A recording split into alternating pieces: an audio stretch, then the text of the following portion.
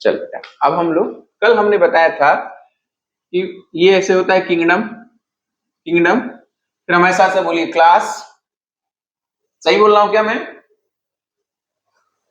अभी सुबह सुबह है, उठे नहीं है आप लोग। चलिए फिर से शुरू करिए। किंगडम के बाद क्या आता है? फाइलम। किसके केस में? जंतुओं के केस में। किंगडम के बाद फाइलम किसके केस में आता है? जंतुओं के केस में। ठीक है, जंतुओं के केस में। अच्छा, अगर पौधे के केस की बात करेंगे तो क्या आएगा? डिवीजन। वेरी गुड, डिवीजन पौधों के या पादप के केस में। ठीक है, फाइलम, फिर क्या? फिर क्लास, फिर ऑर्डर, फिर फैमिली, फिर जीनस, स्पीसीज।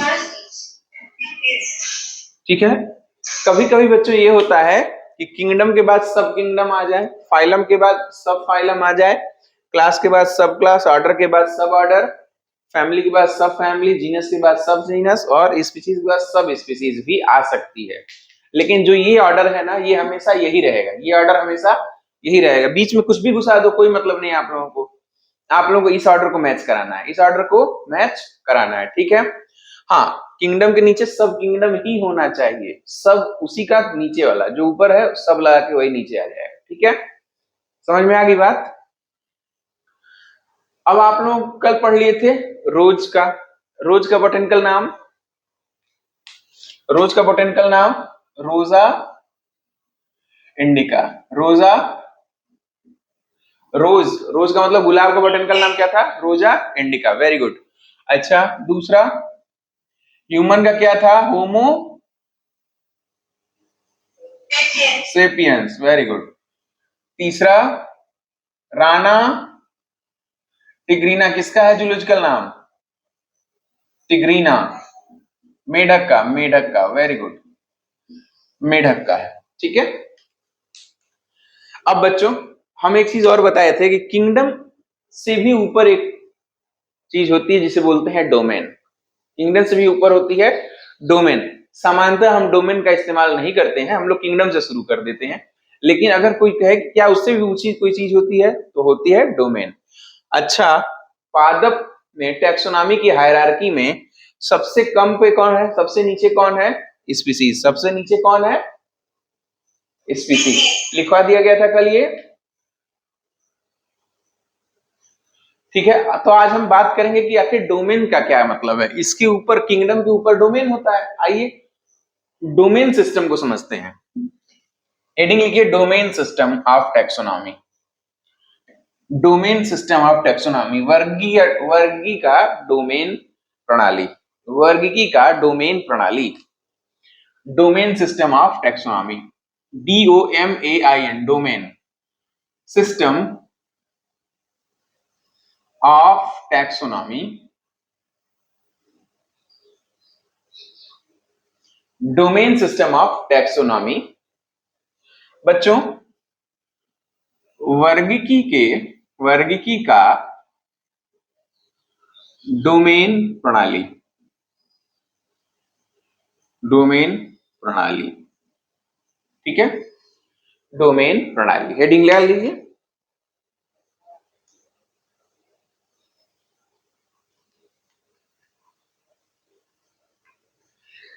इसके बारे में बताऊं बच्चों, यह, इसका जो है पादप हायरार्की में सर्वोच्च स्थान होता है, इसीलिए इसको कभी कभी सुपर किंगडम भी कहा जाता है। इसका पादप हायरार्की में सर्वोच्च स्थान होता है, इसीलिए कभी कभी इसे सुपर किंगडम भी कहा जाता है। लिखिए, इसका का मतलब डोमेन का, इसका का मतलब या डोमेन का, डोमेन का पादप टैक्सोनॉमी हायरार्की में सर्वोच्च रैंक होता है। किंगडम के ऊपर आता है इसीलिए सर्वोच्च होता है। किंगडम के ऊपर आता है इसीलिए सर्वोच्च होता है। पादप टैक्सोनॉमी हायरार्की में सर्वोच्च रैंक होता है, सर्वोच्च रैंक होता है। ठीक है, सर्वोच्च रैंक होता है। इसलिए इसे सुपर किंगडम भी कहते हैं। किंगडम के ऊपर है तो सुपर किंगडम।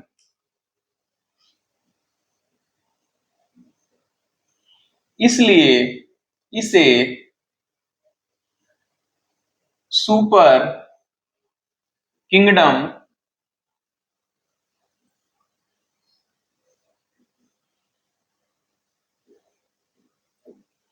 भी कहते हैं, सुपर किंगडम भी कहते हैं। हायरार्की में सर्वोच्च रैंक होता है, इसलिए इसे सुपर किंगडम भी कहते हैं। ठीक है, अब बेटा सुपर किंगडम भी कहते हैं। डोमेन शब्द का प्रयोग, डोमेन शब्द का प्रयोग,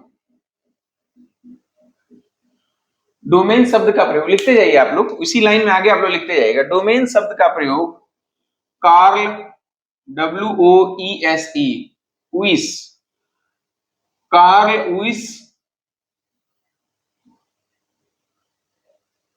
कार्ल उइस नामक वैज्ञानिक ने किया था, नामक वैज्ञानिक ने किया था। उनके सहयोगी भी साथ में थे, हम सिर्फ इन्हीं का नाम लिख दे रहे हैं। कार्ल लुईस नामक वैज्ञानिक ने किया था।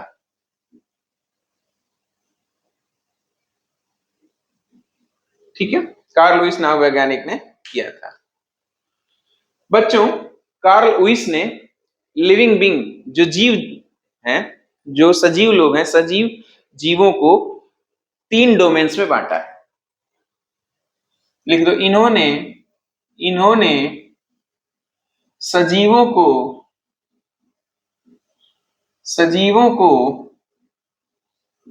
3 डोमेन्स में बांटा है।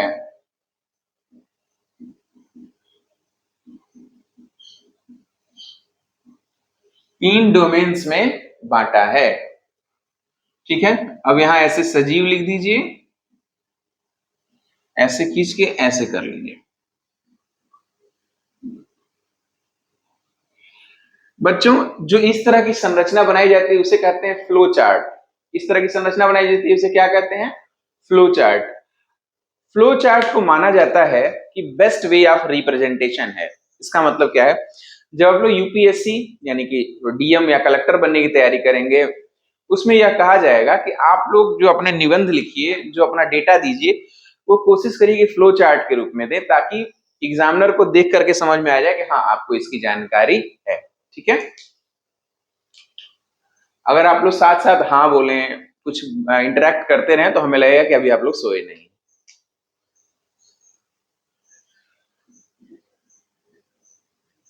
डोमेन 1 प्रोकैरिया या डोमेन 1 आर्किया। डोमेन 1 क्या था? आर्किया।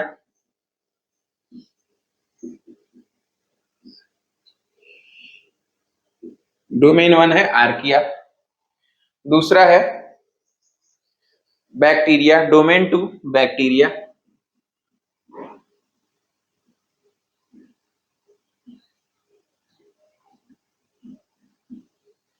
बैक्टीरिया।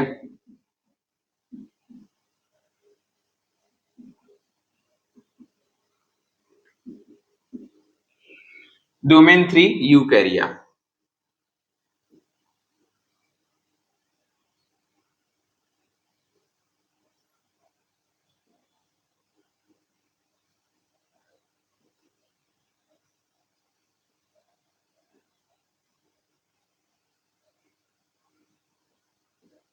डोमेन 3 यूकैरिया। ठीक है बच्चों, डोमेन 1 आर्किया, डोमेन 2 बैक्टीरिया और डोमेन 3 यूकैरिया। कितने डोमेन? हाँ बेटा, नंदनी कुछ कह रही थी।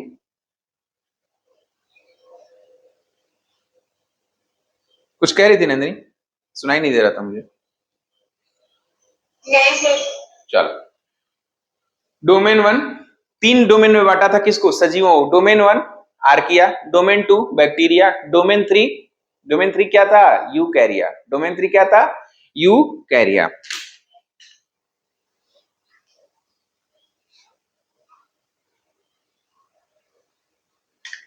अब बच्चों, आप लोग देखेंगे कि सर, आप लोग यह पूछ सकते हैं सर आर्किया में कौन से जीव आते हैं? सजीव को तो बांटा है, लेकिन कौन से सजीव आर्किया में आते हैं?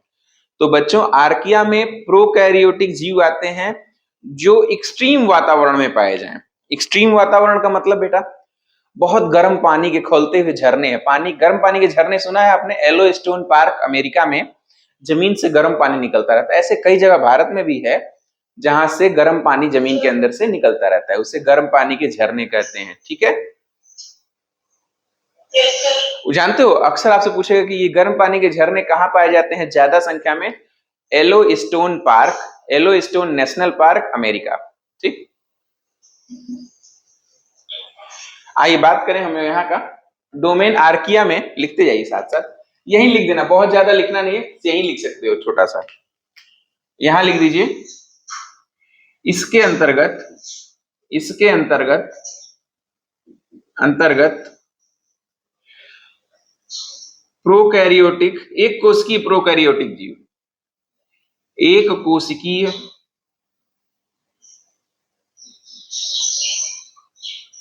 प्रोकैरियोटिक जीव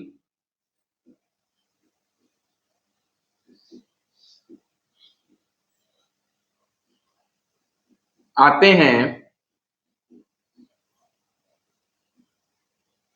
जो जो एक्सट्रीम वातावरण, जो चरम या एक्सट्रीम वातावरण, जो चरम,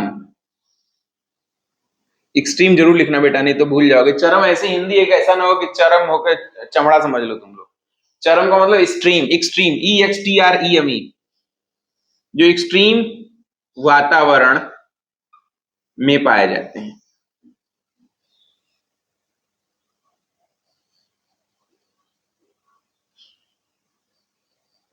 तो पहले तो ये जानना होगा कि एक्सट्रीम वातावरण किसे कहते हैं। जैसे बहुत ज्यादा गर्म पानी का झरना हो, या बहुत ज्यादा एसिडिक पानी हो, बहुत ज्यादा ठंडी जगह हो, ऐसी जगहों पर को एक्सट्रीम जगह कहते हैं। एक्सट्रीम जगह, क्या हम लोग जो वहां रह रहे हैं यहाँ एक्सट्रीम जगह है? नहीं। जहां पे टेम्परेचर, जहां जो टेम्परेचर है वो 15-18 डिग्री से लेकर के और ज्यादातर कहाँ रहता है? 35-40 डिग्री के आसपास रहता है, तो एक्सट्रीम वातावरण नहीं है। 25 से 28 डिग्री सेल्सियस तापमान को सामान्य तापक्रम माना जाता है, जिसमें लगभग सभी जीव आसानी से ग्रो करते हैं। ध्यान देना बेटो, मेरी बात, ये जो वीडियो ध्यान से सुनना जो डालूंगा, इसको याद कर लेना या कहीं स्टार लगा लिखना। 25 से 28 डिग्री तापमान को सामान्य तापक्रम माना जाता है। इस तापक्रम में जीव आसानी से ग्रो करते हैं या वृद्धि करते हैं। ठीक है, हम बात करते हैं 3 डोमेन की। अभी अभी एक बच्ची जुड़ी है, उनके लिए बता दें कि डोमेन सिस्टम ऑफ टेक्सोनॉमी हम लोग आज पढ़ रहे हैं। इसको कार्ल लुईस ने 1900 में दिया था। उन्होंने कहा कि सजीव जो है 3 भागों में बढ़ गए हैं। पहला डोमेन है उसमें आर्किया। अब हमारे साथ साथ बताइए, पहला डोमेन क्या है? Very good. दूसरा डोमेन बैक्टीरिया। तीसरा डोमेन तीसरा डोमेन यूकैरिया। आर्किया में कैसे जीव रखे जाते हैं? एक कोशिकीय प्रोकैरियोटिक जीव जो एक्सट्रीम वातावरण में रहते हैं। एक कोशिकीय प्रोकैरियोटिक जीव जो एक्सट्रीम वातावरण में रहते हैं। ठीक है,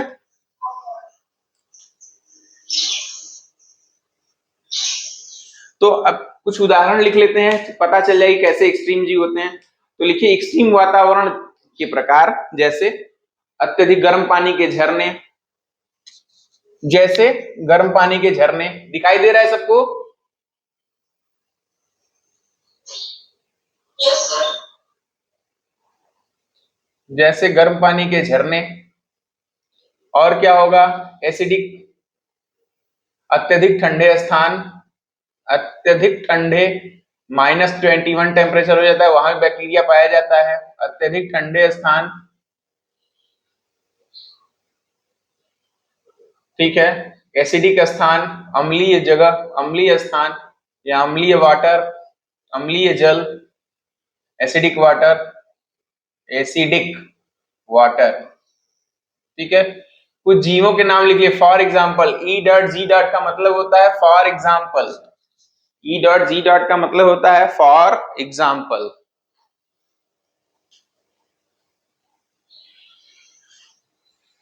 E.G. का मतलब होता है फॉर एग्जाम्पल मतलब उदाहरण के लिए।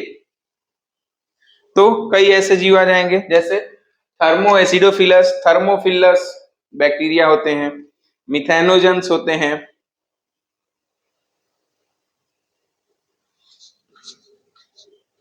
THERMOACE DO फिलस PHILLUS thermo acidophilus. Halophiles, halophiles का मतलब ऐसे बैक्टीरिया या ऐसे जीव जो ज्यादा साल्ट कंसंट्रेशन में रहे, हेलोफाइल्स। थर्मो एसिडोफिलस हिंदी में लिख दे रहे हैं, थर्मो एसिडोफिलस,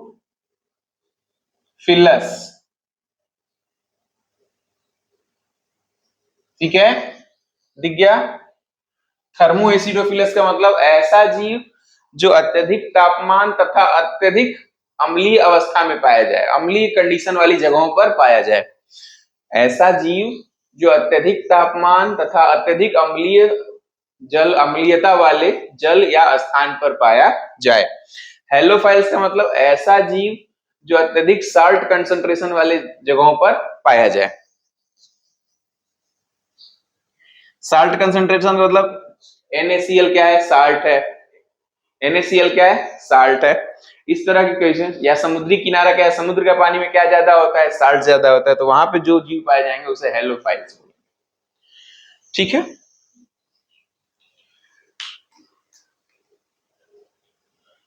अब बच्चों आर्किया, आर्किया के अंतर्गत जो जगत आया है उस जगत को बोलेंगे आर्की बैक्टीरिया।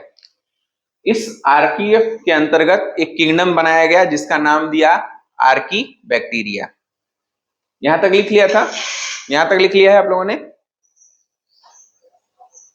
Yes sir. ठीक है, तो पुनीत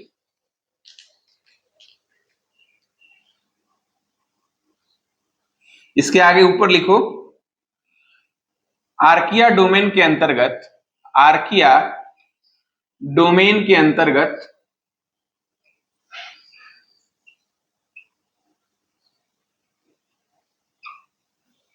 एक किंगडम आता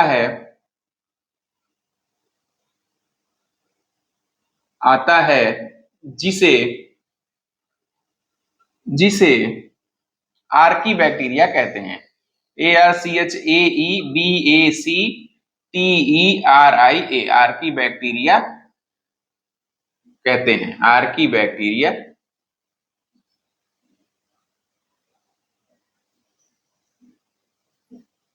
जिसे आर्की बैक्टीरिया कहते हैं। नोट कर लिया?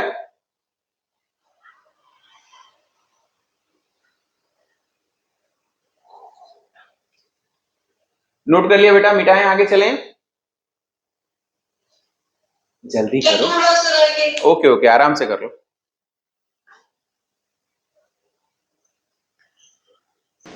यस सर, हो गए। इसके मिटा रहे हैं ताकि ये जगह, इसके लिए जगह खाली हो सके, ठीक है। तब तक ये बता दो, आर्किया डोमेन के अंतर्गत कौन सा किंगडम आता है? Archie bacteria.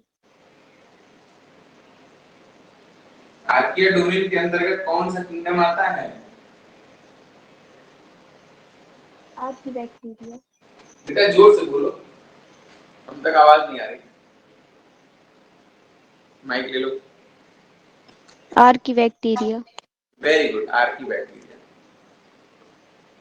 आप पुनीत, तुम्हारी आवाज नहीं आ रही बेटा, तुम्हारे मैसेज तो प्राप्त हो रहे हैं लेकिन तुम्हारी आवाज नहीं आ रही। थोड़ा इंटरेक्ट करो, सो तो नहीं गए?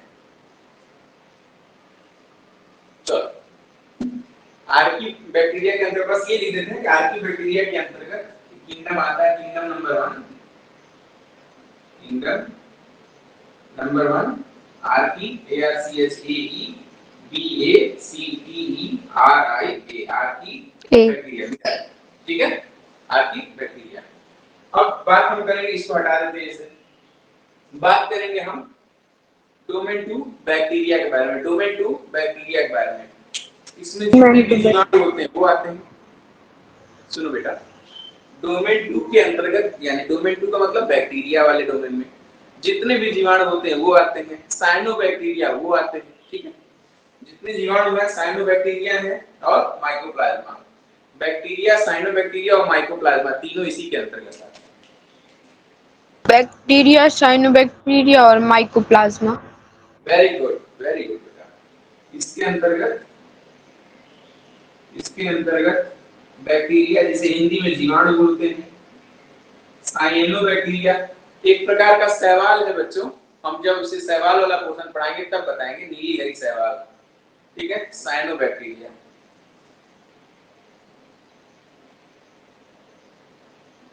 बैक्टीरिया, साइनोबैक्टीरिया,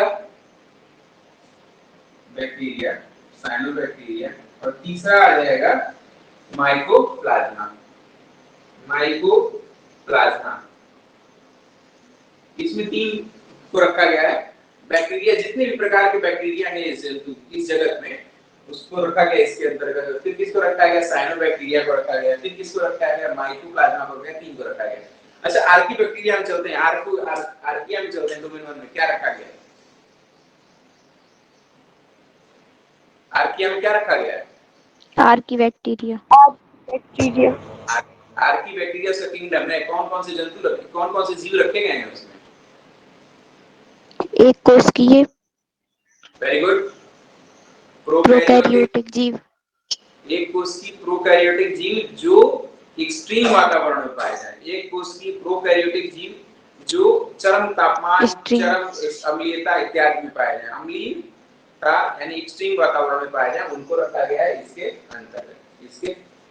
डोमेन 2 बैक्टीरिया में 3 जीवों को रखा गया है, बैक्टीरिया, साइनोबैक्टीरिया और माइकोप्लाज्मा को रखा गया, ठीक है। आगे चलते हैं। तो इसके अंतर्गत भी आता है क्या? किंगडम नंबर 2, जिसे कहते हैं यू बैक्टीरिया। इसके अंतर्गत एक किंगडम बनाया गया जिसे कहा गया किंगडम नंबर 2, क्योंकि एक तो यहाँ हो चुका है ना, तो दूसरा नंबर किंगडम क्या होगा? You bacteria. Kingdom number 2 EU bacteria.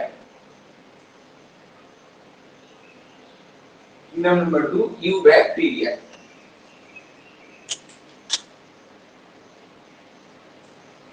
अब देखो बच्चों, हमने पढ़ लिया कि ऐसे सभी जीव जो प्रोकैरियोटिक हैं, एक कोशिकीय हैं तथा एक्सट्रीम वातावरण पाए जाएंगे, इसमें डाल देंगे। समझ में आ रही बात?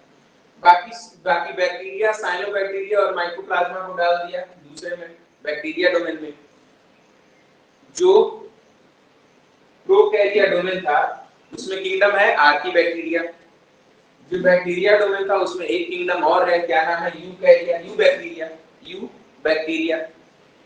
जो तीसरा डोमेन है, जितने जीव अब बच गए, इन दोनों के अलावा जितने जीव इस सृष्टि में बच गए हैं, उन सबको रख दिया गया है यूकैरिया में। यूकैरिया, नोट करो। यूकैरिया। यस। तो अब वो कैसे जीव होंगे? वो होंगे यूकैरियोटिक। प्रोकैरियोटिक, यूकैरियोटिक समझ रहे हो? प्रोकैरियोटिक जीव ऐसे जीव होते हैं जिनके न्यूक्लियस में कोई इन्वेलप नहीं पाया जाता है, न्यूक्लियर मेम्ब्रेन नहीं पाई जाती है। मोटा-मोटा ये जानना, 70s राइबोसोम पाया जाता है, इसलिए वो प्रोकैरियोटिक है। जो यूकैरियोटिक होंगे उसमें 80s राइबोसोम पाया जाएगा, उनमें मेम्ब्रेन बाउंड सेल ऑर्गेनेल पाया जाएगा और न्यूक्लियस के ऊपर मेम्ब्रेन पाया जाएगा, जिसे न्यूक्लियर मेम्ब्रेन कहेंगे। पूरा डिटेल बताना है मुझे, चिंता की बात नहीं है, अभी जितना समझा रहा हूं वो समझो। इसके अंदर कौन आएगा? समस्त जीव, समस्त यूकैरियोटिक जीव। इसमें समस्त यूकैरियोटिक जीवों को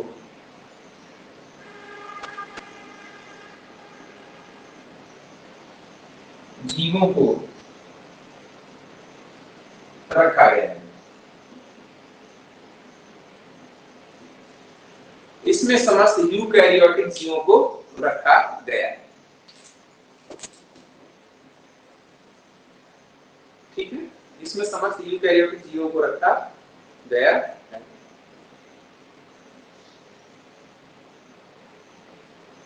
बच्चा नोट कर लिया आपने? Yes sir. इसमें समस्त यूकैरियोटिक जीवों को रखा गया है।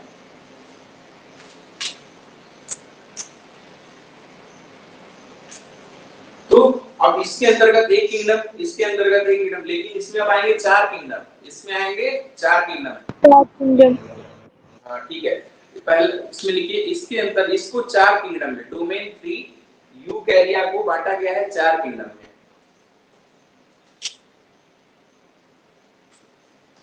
लिखिए यूकैरिया किंगडम को, यूकैरिया यूकैरिया डोमेन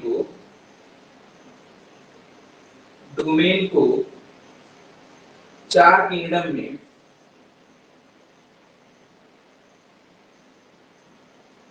बांटा गया है।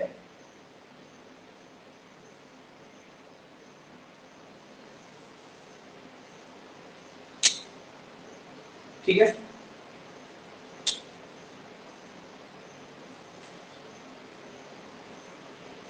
पहला है प्रोटिस्टा, फंजाई, प्लांटी और एनिमेलिया। किंगडम 1, नहीं यहाँ 1 हो गया, यहाँ 2 हो गया, 3 4 5 6, किंगडम 3 4 5 एंड 6।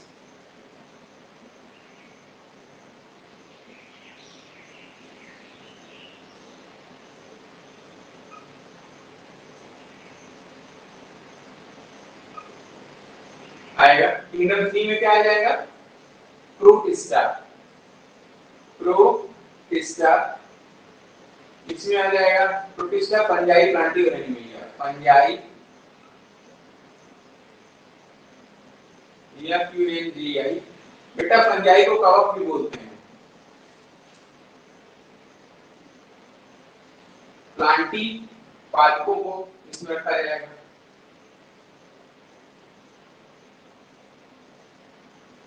PLANTAE, प्लांटी, और एनिमेलिया, जंतु जगत। एनिमेलिया, एनिमेलिया, स्पेलिंग ना समझ में आ रही तो पूछ लेना।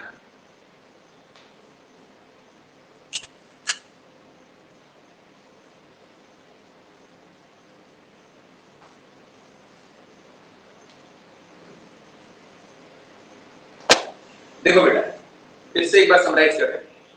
डोमेन 3 कौन सा डोमेन है, यूकैरिया डोमेन। डोमेन 3 कौन सा डोमेन है, यूकैरिया डोमेन है। इसके अंतर्गत समस्त यूकैरियोटिक जीवों को रखा गया है साथ साथ। इसको कितने भागों में बांटा गया है, 4 किंगडम में बांटा गया। पहला है प्रोटिस्टा, फंजाई, प्लांटी और एनिमेलिया। प्रोटिस्टा, फंजाई, प्लांटी और एनिमेलिया। ठीक है, प्रोटिस्टा, फंजाई, प्लांटी और एनिमेलिया। नाम सबको समझ में आया, याद हो गया? जरा हमारे साथ साथ आंख बंद करके शेव का याद करिए। सभी लोग आंखें बंद कर लीजिए और अब शुरू करते हैं। डोमेन 3, डोमेन सिस्टम किसने दिया था, कार्ल लुईस ने। डोमेन सिस्टम किसने दिया था, कार्ल बुलाई। ठीक है, सबके आईज क्लोज है ना, चीटिंग नहीं। ठीक, आईज क्लोज करने का मतलब क्या होता है, ताकि हम अपने सबकॉन्शियस माइंड में उसको स्टोर करके रख सकें। आंखें बंद। डोमेन सिस्टम ऑफ क्लासिफिकेशन या डोमेन सिस्टम ऑफ टैक्सोनॉमी किसने दिया था, कार्ल लुईस ने दिया था 1900 में। ओके, इसके अंतर्गत उन्होंने जीवों को या सजीवों को 3 डोमेन में बांटा है। कौन कौन सा डोमेन है, डोमेन 1 आर्किया, डोमेन 2 बैक्टीरिया, और डोमेन 3 यूकैरिया। Very good. अच्छा, डोमेन 1 जिसे कहते हैं क्या, डोमेन 1 को क्या कहते हैं, प्रोकैरिया, आर्किया। आर्किया। 1 को क्या कहते हैं, आर्किया। आर्किया, इसके अंतर्गत वो सभी जीव आते हैं जो एक कोशिकीय, प्रोकैरियोटिक, जो वातावरण में पाए जाने वाले, एक कोशिकीय, प्रोकैरियोटिक तथा एक्सट्रीम वातावरण में पाए जाने वाले आते हैं। इसमें एक एक किंगडम बांटा गया, क्या इस किंगडम का क्या नाम है, आर्की बैक्टीरिया। नेक्स्ट में चलते हैं डोमेन 2। डोमेन 2 में क्या है, बैक्टीरिया है डोमेन 2 में। इसके अंतर्गत क्या क्या रखा जाता है, इसके अंतर्गत रखा जाता है, बोलते रहो, इसके अंदर क्या क्या रखा जाता है, इसके अंदर रखा जाता है बैक्टीरिया, साइनोबैक्टीरिया और mycoplasma. Very good, bacteria, cyanobacteria और माइकोप्लाज्मा को। इसके अंदर किंगडम नंबर 2 आता है, उसका क्या नाम है, यू बैक्टीरिया। तीसरे पे चलते हैं बच्चों। तीसरा जो है यूकैरिया किंगडम है। तीसरा डोमेन क्या है? यूकैरिया।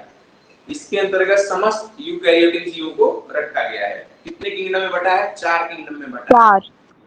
4 किंगडम कौन कौन से हैं?